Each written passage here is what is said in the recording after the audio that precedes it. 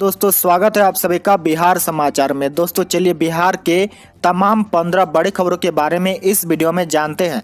तो फटाफट से आप सभी कमेंट बॉक्स में जरूर बताएं कि आप बिहार के किस जिले में रहते हैं। साथ ही अपनी तरफ से आप इस वीडियो को एक प्यारा लाइक जरूर कर दें। साथ ही आपके मन में अगर कोई भी सवाल हो तो आप हमें नीचे कमेंट बॉक्स में जरूर पूछें।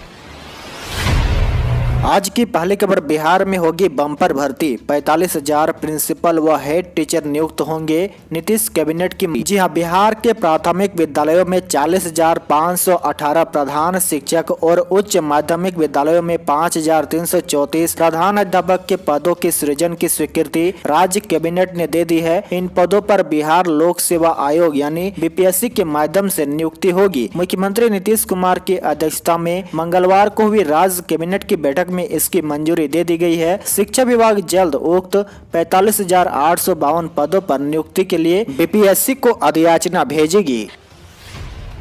अगली बड़ी खबर, सोलर लाइट से रोशन होंगे बिहार के गांव, पंचायतों को दिए पैसे पर नीतीश कैबिनेट का अहम फैसला। जी हां, राज्य के करीब 1,13,000 ग्रामीण वार्ड की सड़कें सोलर लाइट से रोशन होगी। हर वार्ड की सड़क पर सोलर लाइट लगाई जाएगी। यह लाइट 12 से 20 वाट की होगी। मंगलवार को मुख्यमंत्री नीतीश कुमार की अध्यक्षता में हुई राज्य मंत्रिमंडल की बैठक में मुख्यमंत्री ग्रामीण सोलर स्ट्रीट लाइट योजना को स्वीकृति दे दी गई है। इसके साथ ही आदर्श केंद्रीय कारा बेउर और मंडल कारा हाजीपुर में मोबाइल फोन जैमर लगाने का प्रस्ताव भी मंजूर किया गया है। साथ ही मंत्रिमंडल ने 15वें वित्त आयोग की अनुशंसा पर प्राप्त अनटाइड अनुदान की प्रथम किस्त 741 करोड़ राशि को त्रिस्तरीय पंचायतों के बीच वितरित करने और खर्च करने की अनुमति दे दी है।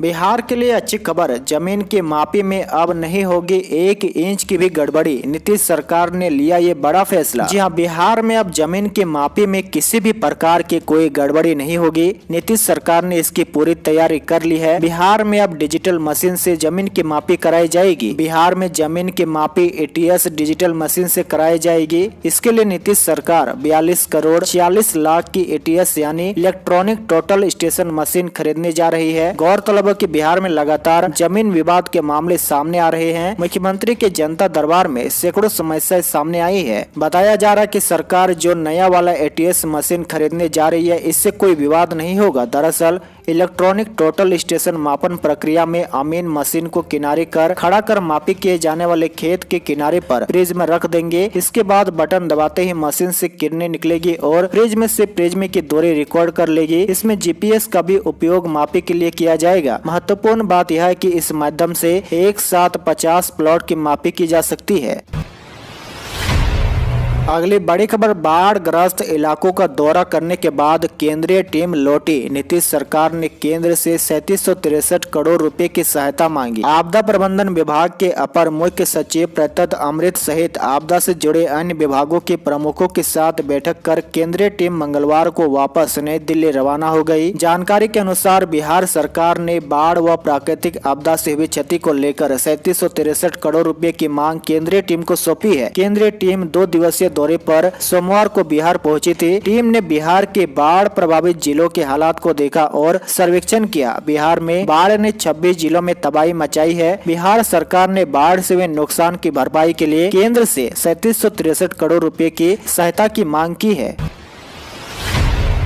बड़ी खबर, हड़ताल पर सफाई कर्मचारी, बिहार के शहरों में ठप रही सफाई, सड़कों पर पसरा कूड़ा। जी हां, बिहार के ज्यादातर शहरों और नगर निकायों में मंगलवार को सफाई ठप रही। राज्य के सभी नगर निकायों के कर्मचारी हड़ताल पर रहे। बिहार लोकल बॉडी कर्मचारी संयुक्त संघर्ष मोर्चा ने चेतावनी दी है कि मांगे पूरी होने तक अनिश्चितकालीन हड़ताल जारी रखेंगे। दैनिक मजदूर के नियमितीकरण, ग्रुप घ के पदों को पुनर्जीवित करने सहित 12 मांगों को लेकर राज्य के नगर निकायों के सफाई कर्मी हड़ताल पर चले गए हैं। इनकी मांगों का समर्थन करते हुए संविदा पर कार्यरत अन्य कर्मी भी हड़ताल पर है। बड़ी खबर, बिहार में किसानों को मुफ्त में उर्वरक देगी सरकार। आरा, बक्सर, रोहतास और कैमूर से होगी शुरुआत। जी बिहार में धान के पुआल को उच्च तापमान पर जलाकर बायोचार उर्वरक बनाया जाएगा। यह मिट्टी में कार्बन की कमी को दूर करता है, लिहाजा इसे खेतों में डालने से उसकी उर्वरक शक्ति बढ़ जाती है। बहरहाल किसानों को यह उर्वरक मुफ्त में दिया जाएगा। बायोचार उत्पादन के लिए कृषि विभाग कृषि विज्ञान केंद्रों में भट्टी लगाएगा और किसानों से पुआल की खरीदी करेगा। जलवायु अनुकूल खेती के तहत बायोचार के उत्पादन की योजना बनाई गई है। इस उपकरण में पर्यावरण को प्रदूषित होने से भी बचाया जा सकेगा। दरअसल पुआल जलाने से उत्सर्जित होने वाला कार्बन डाइऑक्साइड वायुमंडल को प्रदूषित करता है, जबकि बायोचार के लिए एक विशेष प्रकार की भट्टी होती है। योजना की शुरुआत आरा, बक्सर, रोहतास और कैमूर जिला से होगी। बिहार के सभी जिलों में मिट्टी में कार्बन की कमी है, लिहाजा धीरे धीरे सभी जिलों में यह योजना लागू की जाएगी। पटना जंक्शन के पास बनेगा बिहार का सबसे बड़ा मॉल। समस्तीपुर, दरभंगा, गया में टूटेगी रेलवे कॉलोनी। जी हां, पटना जंक्शन के दक्षिणी हिस्से में बनी कॉलोनी के स्थान पर प्रदेश का सबसे बड़ा शॉपिंग मॉल सह आवासीय परिसर बनाने का निर्णय लिया गया है। पूर्व मध्य रेल व रेल भूमि विकास अथॉरिटी के बीच समझौता हो गया है। RLDA ने टेंडर निकाल दिया है। जो भी कंपनी इसे विकसित करने का टेंडर लेगी उसे 3 साल में निर्माण कार्य पूरा करना होगा। 55 से 14 वर्ग मीटर में 3 व्यावसायिक सह आवासीय कॉम्प्लेक्स बनाए जाएंगे। वहीं पटना जंक्शन के बाद Danapur station, railway colony, Samastipur, Darbhanga, गया व धनबाद स्टेशन के पास रेलवे कॉलोनियों को तोड़कर कर्मचारियों के लिए मल्टी स्टोरी बिल्डिंग बनाने की योजना है। बिहार में 3 वीडियो पर गिरी गाज, नीतीश सरकार ने लिया बड़ा एक्शन। 7 निश्चय योजना में गड़बड़ी का है आरोप। जी हां, बिहार सरकार ने 3 प्रखंड विकास पदाधिकारियों पर कड़ा एक्शन लिया है। सरकार ने इन अफसरों की वेतन वृद्धि पर रोक लगा दी है। पश्चिम चंपारण और मुजफ्फरपुर जिले में पदस्थापित वीडियो के ऊपर कार्रवाई की गई है। इनके ऊपर काम में शिथिलता बरतने का आरोप है, जिसे लेकर इनके खिलाफ एक्शन लिया गया है। बिहार के ग्रामीण विकास विभाग की ओर से मिली जानकारी के मुताबिक मुजफ्फरपुर जिले के मीनापुर प्रखंड के तत्कालीन बीडीओ संजय कुमार सिन्हा, पश्चिमी चंपारण जिले के मंझौलिया के तत्कालीन बीडीओ चंदन कुमार और मुजफ्फरपुर जिले के ही मीनापुर प्रखंड के बीडीओ रहे अमरेंद्र कुमार पर एक्शन लिया गया है। चंदन कुमार के 21, संजय कुमार सिन्हा के 2 और अमरेंद्र कुमार के 3 वेतन वृद्धि पर रोक लगाई गई है।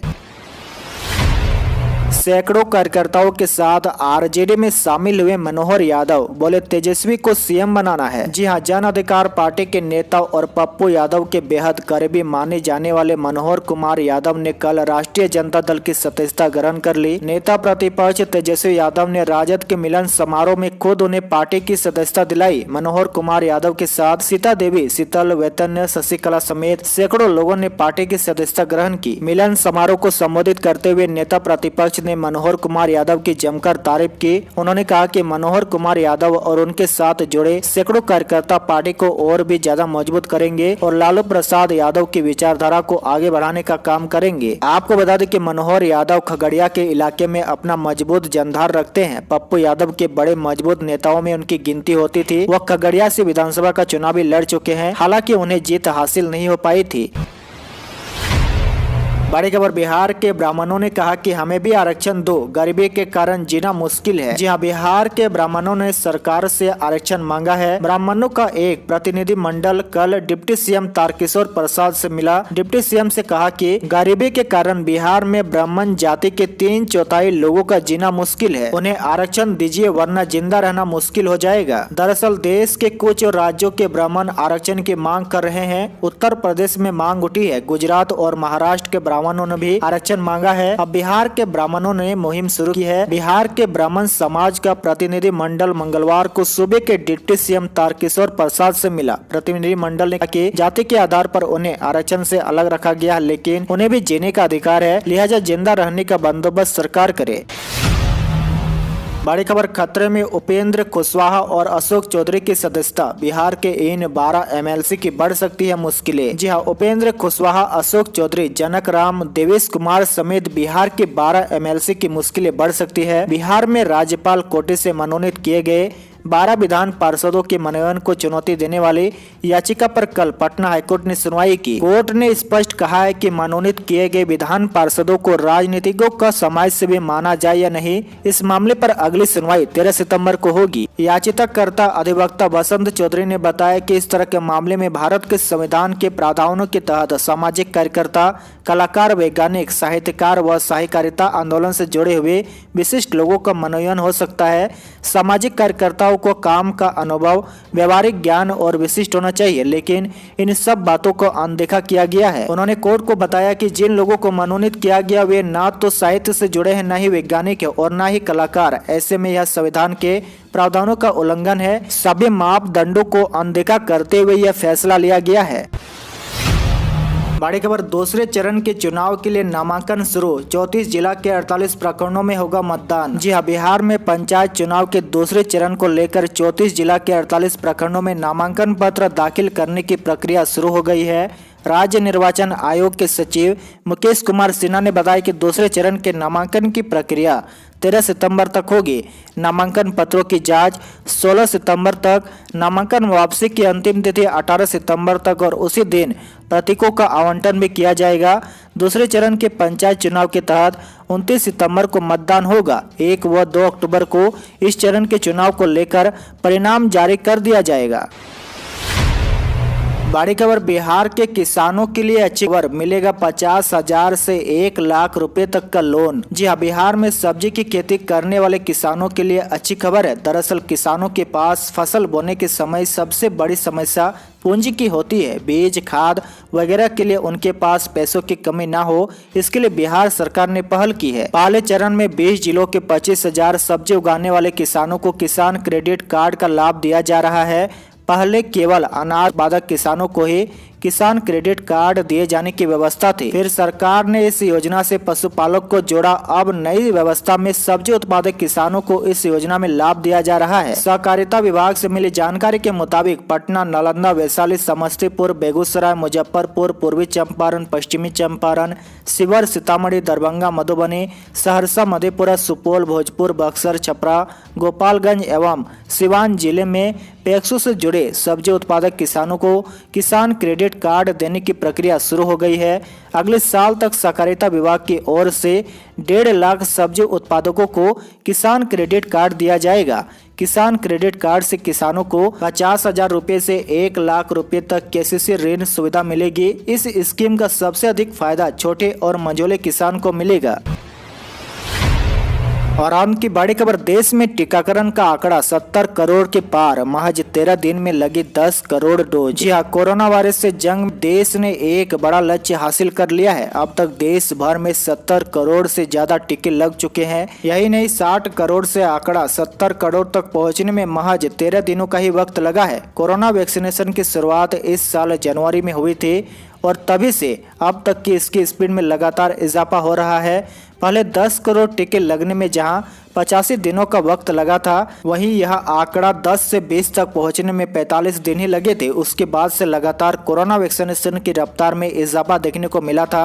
20 से 30 करोड़ डोज 29 दिनों में और फिर अगले 34 दिनों में यह आंकड़ा 40 करोड़ तक पहुंच गया था। इसके बाद अगले 10 करोड़ यानी 50 करोड़ का लक्ष्य 20 दिनों में हासिल हुआ था। फिर यह अंतर और कम होते हुए 19 दिनों का ही रह गया था। अब यह महज 13 दिन ही रह गया, जब कोरोना वैक्सीन के टीके लगाने का आंकड़ा 60 से 70 करोड़ तक पहुंच गया है। आज के लिए आपका सवाल बताएं कि बिहार में ब्राह्मणों को आरक्षण मिलना चाहिए या नहीं। इसका जवाब आप हमें नीचे कमेंट करके जरूर बताएं।